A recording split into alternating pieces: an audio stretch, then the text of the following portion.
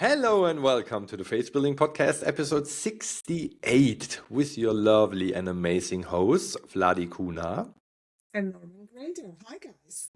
We send greetings out to wherever you are in the world, and we hope that you are safe. And that's basically the topic of today: how to stay safe from a mental attitude, from a physical and body attitude. And we want to give you some tips that we use from time to time that you stay safe. And I want to kick it off with something that I realized, and probably you are guilty as charged, because most of us drink coffee and most of us drink a lot of coffee. Or the younger generation, less coffee but more energy drinks. No matter what you take, just to boost your energy. I used to take kind of a energy powder before I go on stage. Not because I need it, but I realized if I do, I'm more focused. I'm totally off coffee. I don't drink Coke. I don't drink any Red Bull stuff. Nothing at all. Just this energy powder, and don't ask me what's in there. I thought it's more healthy, and I think it is. It just gave me more focus and more clarity while speaking. And of course, you're more awake. And this helps when you go on stage. What I realized now that the powder is out for a while, that I have to find something different, because I realize if I go on stage and do my regular stuff and I don't use it, it's good. But if I drink 2-3 sips of energy drink or an espresso, I am more focused. I am more there.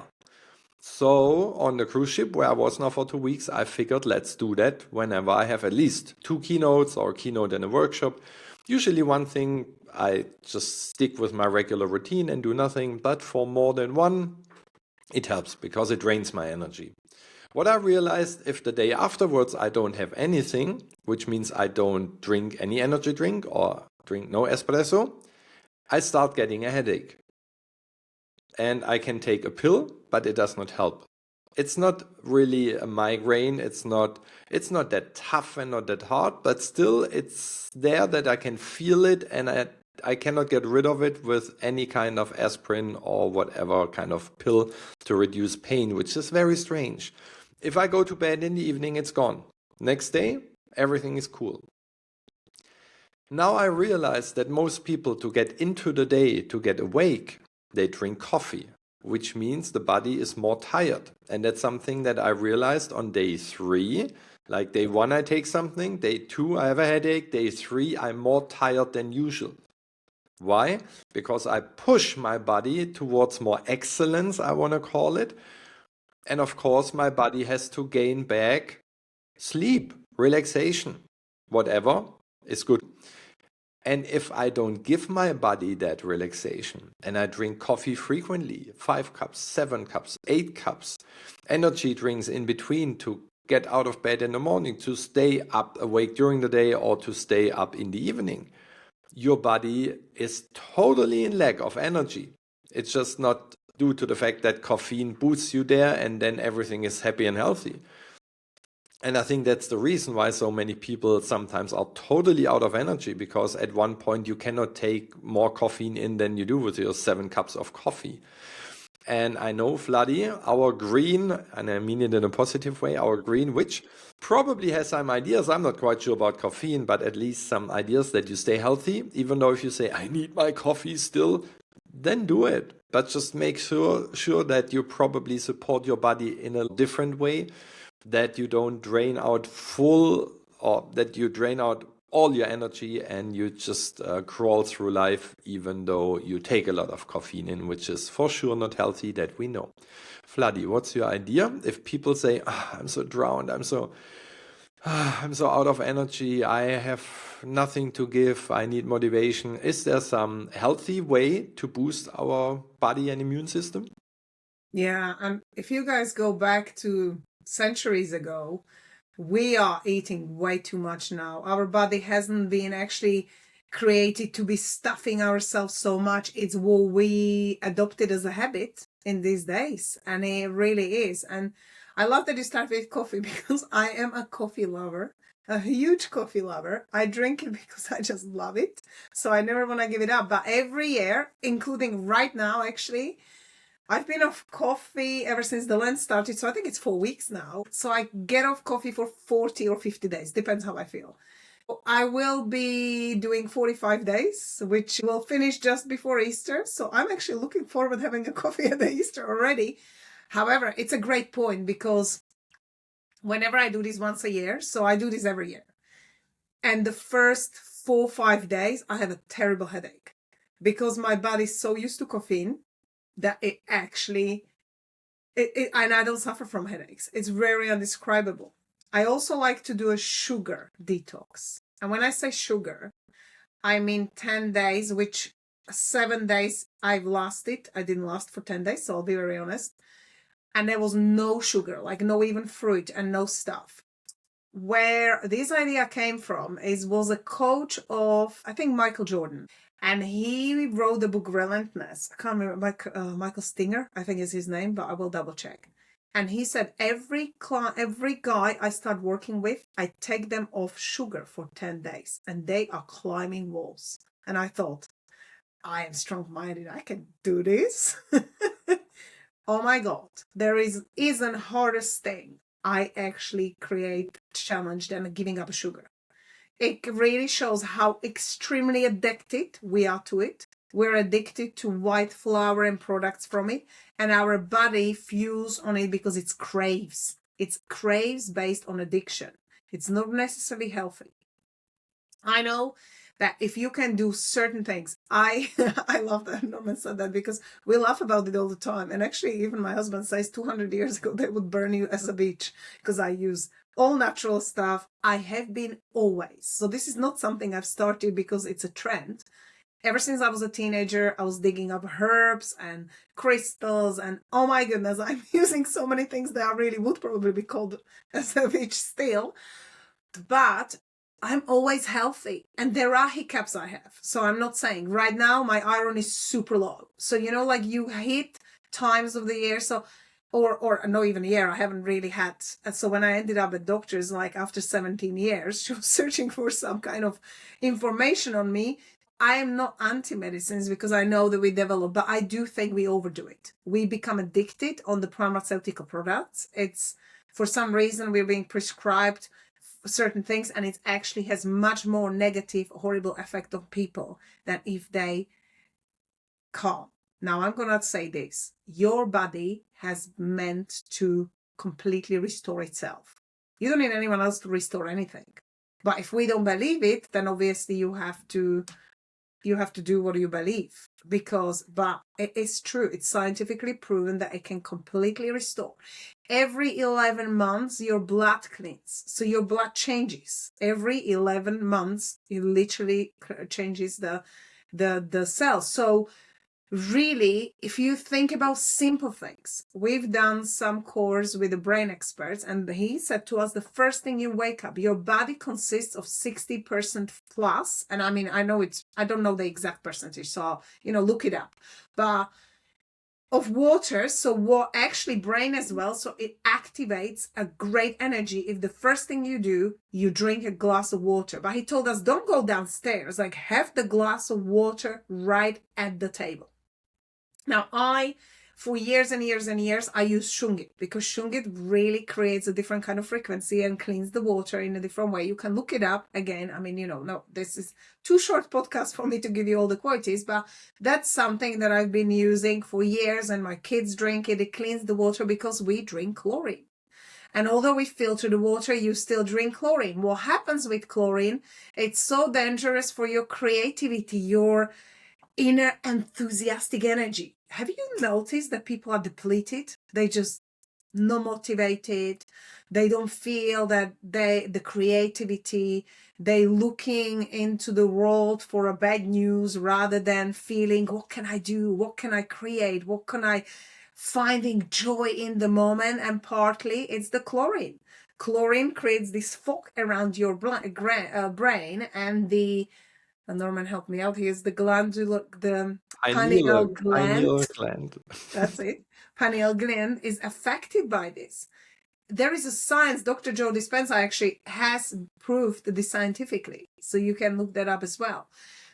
But there are so many things that we're eating poison, even in the food. The food does not give us the bowl of salad where I prepare will never give me the same thing that it used to give to my mom and grandpa. And it's not just because it's from a supermarket. You know, like I know we look at that and we can't all grow within allotments. However, it's not just that. It's the air, it's the water, it's the pollution, it's the toxicity.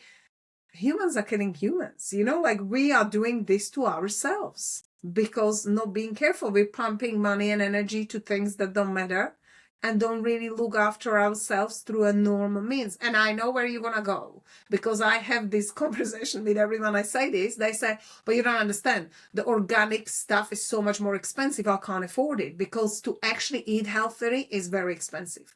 And yes, I agree. It's true. In our normal lives, it does cost us more money to actually eat and look after yourself. However, you can do this smartly and you can do things simpler way. How many times we overdo things, we buy too much food and then we're throwing it away? How many times we don't need to be eating half of the stuff because it does no longer provide us with the amount of the supplements, minerals and vitamins that we need. So what we need to do is really focus on what are the things that could really help me to level certain things out. And what are the simple things I can do? You know, you can have an olive oil spoon with the lime. I've had it for years, and I used to have a problem because when we backpacked in Southeast Asia, you can imagine I was eating all the anti-malarial pills, and we had some vaccinations so we don't get ill by trekking in jungles and stuff. It really had an effect on my tummy, and I had all sorts of testing by doctors done, and they said, you're fine, but I felt that I'm not fine. So then when I discovered all this stuff and started detoxing and declarifying with stuff like this, it helped me. I've used the stuff that I'm telling you, you know, like even your brain in the morning wakes up if you have a blueberries, if you have a walnuts. Look at walnut. God created a walnut. Doesn't it look like a brain if you actually look at the shape of a walnut? Dark chocolate. You know, you can actually have stuff that, like Norman pointed out, what happens, we don't have proper breakfast, like eggs and avocado and salmon, some kind of really healthy stuff. Our body is then tired after the whole night of sleep and rest. It needs a fuel, so it craves sugar. So people quickly drink 2 cups of coffees. They have fizzy drinks. They have something sweet, croissant, chocolate. There's nothing wrong with having a sweets, but you should always have the sweets following a proper food. So if you have the sweet stuff after the right meal, you actually don't put on weight. My guru always says between 9 and 11, because there is like biology clock she's created. She said between 9 and 11, you can actually eat whatever you like because you're not going to put a weight on. It doesn't matter how much chocolate you eat. That's the time that the body's really processing it properly. Then your heart rests between 11 and 1. So, you know, if you shouldn't actually have a coffee between 11 and 1. And until I knew it, I was like, that was right when I used to have it, right in the middle of the resting of the heart. So pay attention to your body. But the problem is we're rushing so much. And what Norman said is like, we're looking for these fast boosts of energy, but they're not healthy. They're not necessarily creating habits that are good for us. And little exercise, move. Instead of taking an elevator, walk the stairs. People say, I don't have time. No, because you're already thinking, I need to create an hour a day to do an exercise. Norman in the last episode was telling you guys about his morning routine. I used to do the same. My kids were smaller. I would wake up between 5 and 7. They wouldn't wake up until 7. And I would have a time to half an hour meditate and 45 minutes exercise downstairs, active exercise. And then I would do the study and write down, like properly describe the lesson. And before they woke up, I already started the day with having all this done. And then during the day, all I need to do, you're brushing your teeth, all you need to do is lift the leg. 50 times each leg. I do every morning, every evening. Well, you may say it's not enough, but in a week, it's 100 times a day. It's actually 700 a week. If I count it times 50 times a year, it's more than nothing. So we always say, well, I don't have time for this because we are planning, I have to be ready for this. I need to be dressed for this. No, you don't. You can do these things. You can do 15 squats even after we finish here. I can just stand up and do 20 squats in the dress. Like there's no preparation. And that's the problem. We don't have to be prepared. We just have to be great to start. Who was it? Les Brown who said quote similar to it, and I'll hand it back to Norm. Yeah, it could be Les Brown. And the Relentless book, I looked it up. It's Tim Grover Oh yeah, Tim Grover. who That's his wrote name. it. Thank you. Yeah, Vladi also gave me great advices in the past. I'm totally with you to drink a glass of water right after getting up. It's in my bedroom. That's the first thing. On my way to the toilet, I lose basically water and I gain water right away. I do my morning routine, which is sports, of course, to move, like you just said, somehow, how you can. And sometimes I go jogging with a friend. Now on the cruise ship, we have a golden rule, there's no elevator. Of course, there's an elevator, many elevators, but we always go with the stairs. Maybe 1-2 times I took the elevator, but usually even if you enter deck 2 and you want to go to the restaurant on deck 12, you walk 10 decks. And the same way down is easy. And whenever we went outside in Norway, we went for a walk rather than taking a bus. It's the little things what Vladi just shared. I use, when I'm home, I use a juicer, I think you call it, make myself a fresh orange juice every morning, take a spoon of, I think it's black seed oil. I think there's something like that. Also lemon in the orange juice. Do it in the way that's possible for you and the budget that's possible for you. Because if you take, like Vladi said, all the bio products and the healthy and organic stuff, it's more expensive and it gets more expensive by the time due to the things that are outside in the surrounding right now. But just make sure that at least you do the very best you can. Go out into nature. Fresh air helps. And of course you say, yeah, but they spray us with some stupid aluminum stuff and there's the fluoride in the toothpaste and things like that. Yeah, you cannot 100% avoid it, but at least be aware of that, be open to that, and do the best you can. Speaking about fluoride, Vladi, is this something where you would say, like in the toothpaste and other things, is this good? Is this not good? In the salt, as usually with fluoride. Good, not good, something opposing to get rid of it if it's not good? So I'm a huge fan of not doing it. And I will say this. I know that you need a fluoride for your teeth. So people say, so what? I do actually have a non-fluoride toothpaste, always bought one for kids. It's aloe vera. There is one actually, which is quite well known, which is a mountain one from Tibet. And you can actually get this, I think, on Amazon. But, the thing is, I do use fluoride toothpaste probably twice a week, still to kind of give the strength of it. I go with my gut feeling. I have a week where I just want to use the fluoride toothpaste for 5 days and I will, and then I won't touch it for 3 weeks. Like I really always went with what I felt. Kids, they small. I can't quite say whether it's helping. I know it's not 100%, but everything in moderation, it's never bad for you. It doesn't matter if you have like I know that when we used to be sick as a kid, my grandma or mom would bring a Coke in a glass.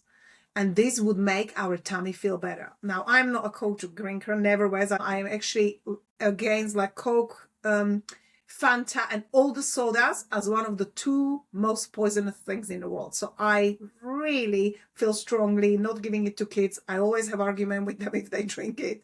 But it's the habit, because whenever they were little, moms would make their kids squashies or, like coloring the waters and adding something to it. Now, for you as a growth, since we're a mindset and talking about frequencies, anything you add into a water changes the frequency. It's not the same water. Water is water, which means the minute you add lemon in it, you already change the frequency of the water. If you are giving them a hint because they wouldn't drink clean water, so you started adding a non-sugary or sweeteners, that's even worse. I mean, you have a sugar. That's probably healthier than having any kind of sweeteners. I'm not talking about the group of people who have diabetes and have to reduce. Okay, there's always a group of people who have to follow something else. But I'm talking genuinely for all of us. Fluoride, no. In water, we filter it. Unfortunately, I don't think there is, although we do have a Bear Grylls who now created some special filters, and I obviously bought one. You can literally connect it to your tap, and it literally takes away lots of fluoride from the water. But then we go swimming, and chlorine's there. to clean the water. They have to use it on the swimming pools. It gets to you through the skin, through the hair.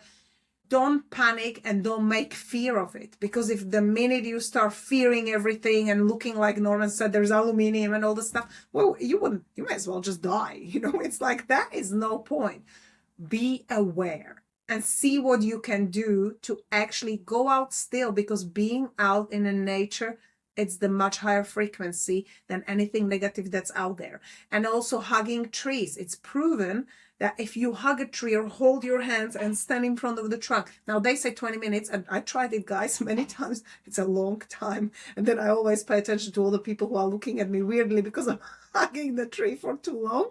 So again, it's us having that counter sort of intention to, oh, but what will people think about me doing it? It doesn't matter what people think, because as long as you're healthy. When I was a teenager, the guys used to always laugh and say, oh my God, you're crazy. Like with all these natural stuff of yours. Now I have people texting me all the time, what do I use and how do I use it? And if I have this problem, because over the time, people gain more knowledge and awareness, and then they will ask you because they know that I've been in this for years. So yes, they trust that information. Simple things like, Norman, what I have to mention is, like, I know people spend, and my friend said to me, like, oh my goodness, I'm spending so much time. In the UK, we sell these turmeric shots. I'm pretty sure it's a global thing, but it's quite pricey. And I say this lovingly, but I said to them, why don't you make one? I make turmeric shots all the time. And they said, I don't have a time for it. I said, well, I don't have a time to make it every day either, because I also have a life. But cook it in a pot, a proper little saucepan. Use a lot of ginger, use a lot of lemon, use a lot of, I put cloves in there. I put cinnamon in there and turmeric powder. I hope I said it all. And literally boil it for 20 minutes, seize it, and I freeze it. And whenever I'm on the go, and I go and wait for my kids to do the classes. Now, I have no problem buying coffee or tea outside. However, did you notice they just give you these crappy bags that taste like it's a black, and it's disgusting, especially UK. We have a very strong tea and I drink only black. So it has all these marks on the top. I'm not enjoying it. And I'm not paying for drinks that actually don't give me joy. And the coffee is just like bland, black water. When I say coffee, I'm seeing Italian kind of coffee, like a very quality coffee, or Turkish. So for me, I would be out and we have a Turkish restaurant, and I will always go for a Turkish coffees, because they, in my opinion, for me, prepare a coffee I really enjoy. So on the go, I got myself the flasks and just pour a couple of cubes of your prepared drink, boiled water over it, and by the time you get that, it mixes itself and you have a healthy, enjoyable drink.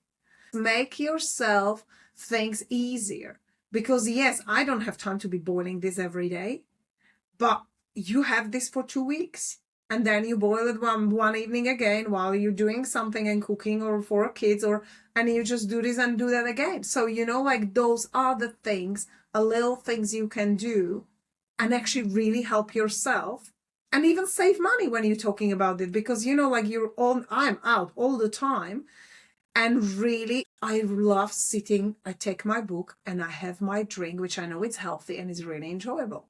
Those are the things you can do to actually run around your normal life and still do the good things. And really, sauna. And I have to mention Adam, who really kindly, because he's amazing detox guy, and he is very kindly helped to kick me and Norman off with the podcast. And it was like, oh, this is, meet me, I'll tell you what you need to do. You start it off. And I think, correct me if I'm wrong, Norman, but I think he's Ideal Adam, or your David Ideal Adam. Look him up. He is a detox coach, and I follow him for any kind of advice for what we're talking about here, because he's really someone who's studying it in details. He understands the back stories behind it. He can name you all the hormonal changes and stuff, which obviously I'm not a biologist, so I won't. But he's a great one to follow for any kind of tips. So follow people like that. Follow people who really know what they're doing, and they've been out there really helping people with it. Have you found him? Yes. Ideal Day Adam. Oh, fabulous. So you Yeah. can Adam, and Adam Parker. oh, thank you, Norm. And this is where you always meet people, and we always meet some great people. And when we ask for help, they're like, yep, I'm here for you. So, it's really important. It's also pay attention who you're listening to. And that's something we actually are learning from Norman. And I'll hand it to him so he can talk about it, because I talk too much. No, you don't. I ask you about it. It's very, very great that you share your little secrets that you cook in your little kitchen. Make sure you follow the right people, and it has to do with the mental health. What I realized lately, and it sounds very smart, and I'm not quite sure who's behind it. I saw an older Jewish guy. That's more a little bit conspiracy theory. That says the Jewish people know what's going on. Then today I saw on Instagram an elderly, very well dressed, seemingly very rich guy that gives money advice. I saw an old monk, and I think that's it. And they sounded very, very smart what they did. They have followers like very, very, very, very big. And with the monk, it started where I thought, an old monk that shares secrets would not say, and if you want to know more, sign up here and I send you a 4-page whatever. This just sounded fishy to me. So I went to the homepage, and there is no monk. Like I think it's an AI monk. And the same happened with the Jewish guy, where again at the end of the video where he says, if you want to get more information, I send you this and this report. With the elderly rich guy, the same. And if I went to the homepage and I saw, it's all the same. And I'm not saying this is bad, because the advice I heard was very smart and very eye-opening. Still, personally for me, and that's only me, I want to know who gives me the information, because what we learn from our mentor, listen to the people who have what you want. And to cut this sentence right there, the AI has nothing what I want. If it's AI created, that's not what I want. Now you can say, but there's a human being creating the content. Yes, but I want to know who that is, because I don't know if they have what I want. Because most people in the business became rich by selling books, how to get rich, and not by proving in their regular life how it really works.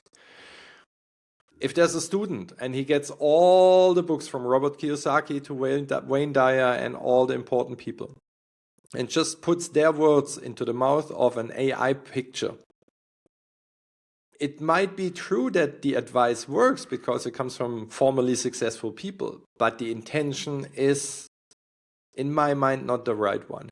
And that's why I say I want to know from who that is. I want to know, is this person where I want to go? And was this person where I am today? Because only then this person understands me. And just to have an AI Jewish guy and an AI monk and an AI elderly formerly businessman, very rich, does not give me a good frequency, let's call it like that. And especially if there's no one behind it where I say I really have a face and I know who that is, because I then can figure the intention. So be careful with that. Facebook is full, Instagram is full with great advices, with videos where you don't know if they're fake or not. We spoke about that before. It really bothers me. Probably Vladi has an opinion on that too, so I hand it to her to close today's podcast. Vladi, what do you think? I always have opinions. Share it. But it's so true, and it's so important, because I love what Norman said. That sentence is really what our mentor's teaching us, is like, the person has what you want and has been where you are. Because the truth is, if somebody inherits the money and is teaching people how to be rich. Now, don't get me wrong. If I already inherited money from my parents, I can put it into investments. The way I'm going to make money is nowhere near the same way as people who are not getting all this. So there's different levels of investments and different levels of what you can do. Pay attention to it. What's happening out in the world is like, it's creating faster, it's disconnection. There is a pattern coming into the age of like digital IDs and technologies and AI posts, and unless you pay, and we were talking, and we can tell you more about it next time, but we were talking about like, have you noticed that even social media, unless you boost your post or you pay them at the ad, they actually not showing you to your friendship? Was that not a point that you are on the social platform so you can be connected to people? So if they create something, an algorithm behind the scenes that actually is only going to show your post to your friends and your audience if you pay them, well, you don't want to be at a platform like that. End of the day, pay attention where you're leaving money, because then you as your own business are putting so much expenses and money somewhere where you can spend it with your family. You can sit and have a great and do something happy and healthy for you. Really, the main message is, there's nothing wrong with technology and AI if it's used right way. But let's face it, until we reach the right way, unfortunately, it isn't. And people are making stuff and throwing to these poor young kids and the youngsters who are watching these teenagers and young people shouting in the sun, oh, with the mixture of ChatGPT and the Canva, you can be a millionaire. No, you can't. It's a BS. And most of the people who made some money is because they're riding the wave of the AI at the certain times, but it's not going to make you create the riches, and they'll tell people how you actually create the health and the great relationships, and then teach it. Not because you're teaching it and making money on giving an advice, which most of the time is not even yours. It's a collection of great advices out there, but have you applied it in your life? And I've seen interviews in billionaire of the UK who owns the Pret-a-Manger, and I can't remember his name, I'm sorry, Itsu, like it's a food chain. And he said, when I was little, or when I was living in London, when we were small, we didn't have a proper food. We had to take away like a chicken KFC and a McDonald's, which was unhealthy. So I always had a desire to create a chain that would be available to people, which would have a much healthier food. He said, their advice, how I became a billionaire, is I worked bloody hard. That's what he said. You do not create success by sitting with a crossed leg and creating meditations, throwing something into GPT and putting it out, advertising it. That's not sustainable. You may create some money very short term, but that's not going to create a wealth. And a short-term money and wealth are completely two different things. Wealth is something that is sustainable and consistent. Norman, I close it with that. That sounds good. And I want to add one more thing, what you just shared. What I learned, if you look at some people, let's take this monk or this businessman, and they have thousands or millions of followers, but they only follow 7 people. I think there's something fishy. Because if they would be interested in people, they would follow other people, because they would be interested, how are the other people doing, what do they do. You know, it's what Vladi said, it's like Facebook, social media. It was meant that we stay together with friends and stay connected. But if I only follow 7 people, it's a money machine. It's only there to make money. It's only there to sell me something. I mean, it's quite obvious. You don't have to think that far. If you have 1 million followers, but you only have 7 friends on the other side, that this is just a pure business model. I mean, it screams at you, but people don't see that. They just don't pay attention anymore. They are blind to things that are very obvious because they're so multitasking, and they don't pay attention. What we spoke in episode 67, and probably you want to listen to that if you did not do that yet. Still, we wish you a wonderful week. Take some of the advices that Vladi gave you, and then we see and hear you again next week with episode 69. Have a good time. Until then, bye-bye. Bye.